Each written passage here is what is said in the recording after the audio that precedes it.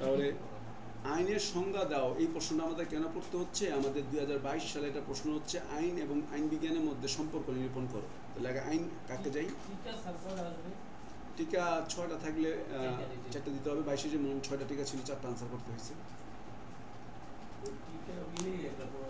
আপনার টোটাল 5টা ক্যালকুলেশন করতে হবে, টিকাটাকে প্রায়োরিটি দেয়, টিকাটা পারলে টিকা থেকে আনসার করে দেওয়া। আর টিকা টুকা দেওয়ার মানে কি, ঘুরে ফিরে কম বেশি সবই করতে হয়। ওই যে ওই টিকাগুলি আবার প্রশ্ন আকারে যেগুলো আসে ওগুলো আবার টিকা আকারে আসে না, কম বেশি পড়তে, পুরো বই কম বেশি পড়তে। যাক, আইনের সংজ্ঞা দেওয়া বলছে কর্তৃপক্ষের আদেশ হচ্ছে আইন। কেউ বলছে বিচার কার্যে যে নীতিমালাগুলি চলে একের খ পড়তেছে, এটা হলো আইন। আমরা আইনের শ্রেণী বিভাগ পড়ব, 20 সালে আসছে এবং আমাদের জন্য একটা ইম্পর্টেন্ট প্রশ্ন। সাংবিধানিক আইন, সংবিধান থেকে যেটা হয়। প্রাকৃতিক আইন, বিভিন্ন ধরনের আইন আছে। নৈতিক আইন, নৈতিক আইন মানে কি, যে আমরা ছোটোবেলা থেকে আদর্শ লিপি পড়ে আসছি, যা বলিব সত্য বলিব, সত্য কথা বলো, সুন্দর ব্যবহার করো, দিনে দয়া করো, গুরুজনে ভক্তি করো। এবং প্রাকৃতিক আইন, দিনের রাত্র, আলো অন্ধকার, এগুলো হচ্ছে প্রাকৃতিক আইন। প্রচলিত আইন মানে হচ্ছে যে প্রথা, প্রচলিত এই যে চলতেছে, এই যে ফুটবল খেলার নিয়ম, এই নিয়মগুলি কে বানাইছে? মানুষই বানাইছে। যে ফুটবল খেলার সময় হাত দিয়ে বল ধরতে পারবে না, আর গোলকিপার হাত দিয়ে ধরতে পারবে একমাত্র তার বেলায় ছাড় আছে। চিন্তা করেন, গোলকিপার যদি হাত দিয়ে বল ধরতে না পারতো তাহলে গোলের কি অবস্থাটা হইতো? গোলকিপার থাকবো, উনি গোল হাত দিয়ে ধরতে পারবে না। তাহলে যুগের প্রয়োজনে নিয়ম পরিবর্তনশীল। প্রথাভিত্তিক আইন, সাধারণ আইন,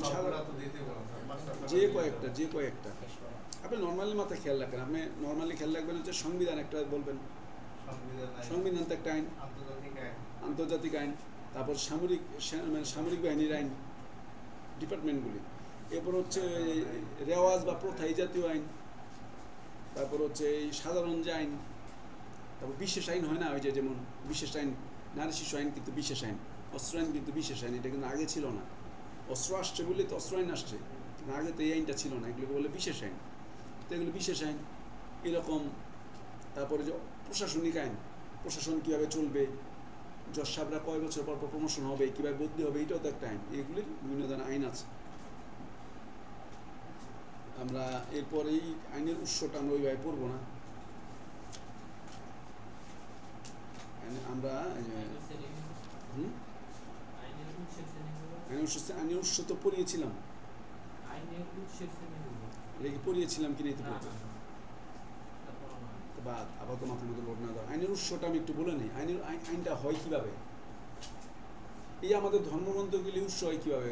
শ্রুতি, স্মৃতি, ব্যাখ্যা, নিবন্ধ, পুরাণ, আদালতের রায়, ইকুইটি, মুসলমানদের কোরআন, হাদিস, ইজমা, কিয়াস, এগুলো আইনের মানে ওগুলি থেকে আইন হয়। আমরা যে আইনগুলি নিয়ে কাজ করি, এগুলি কিসের থেকে আইন হয়? বিভিন্ন প্রথা থেকে আসছে, আদালতের সিদ্ধান্ত থেকে আসছে, সরকার আইন বানিয়েছে, বিভিন্ন পক্ষ চুক্তি করছে, ওখান থেকে কিছু আইন বেরিয়ে আসছে যে আমরা এইভাবে চুক্তি করছি, রাষ্ট্র দেখলো আরে এইভাবে ওরা মেনে চলে আছে, এইভাবে একটা আইন করে ওরা যদি এইভাবেই চলে, এইভাবে একটা আইন করে। তো এগুলো হচ্ছে আইনের উৎস, সোর্স। মানে এটা মনে রাখতে হবে আইনটি কীভাবে পৃথিবীতে আসে। এই জাস্ট আইনের উৎসটা খালি এত একটু নলেজে রাখা। এরপর আমরা ওই প্রশ্নটা করবো যে আইনের উৎস হিসাবে প্রথার এই প্রশ্নটা আসছে কি নিতে করবো। 18 সালে আসছে। আমরা আইনের উৎস হিসাবে প্রথা নিয়ে আলোচনা করবেন, নজির নিয়ে আলোচনা করবেন, আর আইন নিয়ে, বিধিবদ্ধ আইন নিয়ে আলোচনা করবেন। আচ্ছা, প্রথা তো বুঝি, প্রথা কি?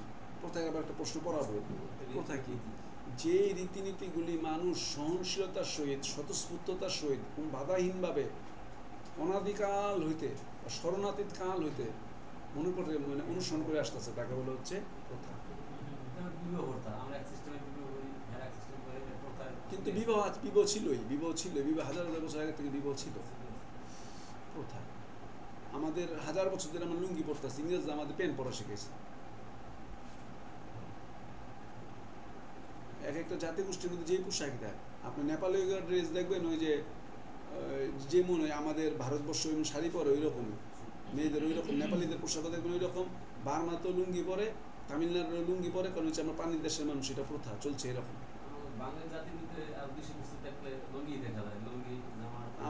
আমাদের নেতা কত লুঙ্গি পরে অভ্যাস, আমাদের না ইংরেজরা এগুলো একটু বানাই দিল, অফিস বলে দিল লুঙ্গি পরে পরে শুনানি করতে পারবেন না, উকিলদের জানতো তেজপাতা করে ফেলে। এখন একটু সহনশীল। ঠিক আছে, গরমের দিনে এখন তো ওই নিয়মটাকে আমরা স্বাগত জানাই, এই বুঝটা আর অনেক আগে হওয়া দরকার ছিল, যে গরমের মধ্যে কালো কোটটা দরকার নেই,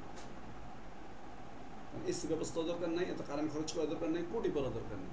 আমাদের উকিলদের বলে দিতে পারে আরও ভালো হবে যে আপনার আইডি কার্ড বাধ্যতামূলক, তাহলে আইডি কার্ড পড়া থাকলে আমরা বুঝবো সে কোন কোর্টের উকিল। আইডি কার্ড থাকবে আর একটা নির্দিষ্ট করে নির্দিষ্ট আমার ড্রেস থাকবে সাদা হোক, তাই না, সাদা ড্রেস থাকবে, সাদা শার্ট কালো প্যান্ট আমরা পরবো, কিন্তু গলায় একটা আইডি কার্ড থাকলে লালগঞ্জ বার অ্যাসোসিয়েশন না ঢাকা বার না গাজীপুর না নরসিংদী চেনা যাবে আপনি কি নরসিংদী বার আইডি কার্ড বোঝা যাবে, মানে কিছু না বলে বোঝা যাবে উনি একজন উকিল। তাহলে প্রথা হচ্ছে এরকম। নজির কি? উচ্চ আদালতের সিদ্ধান্তকে নজির বলে। এই যে আদালত ডিসিশন দিলেন, আদালত একটা রায় দিলেন কয়েকদিন আগে, এরকম যে আদালত সিদ্ধান্তগুলি দেন, ইতিপূর্ব যে রায়টা দেন, এই সিদ্ধান্ত উচ্চ আদালত বললে এগুলিকে নজির বলে, নজির। আর বিধিবদ্ধ আইন কি?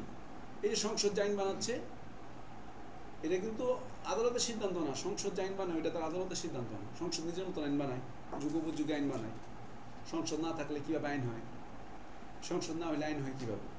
সংসদ না হলে না থাকলে আইন বানায় কি? ভালো কথা। এই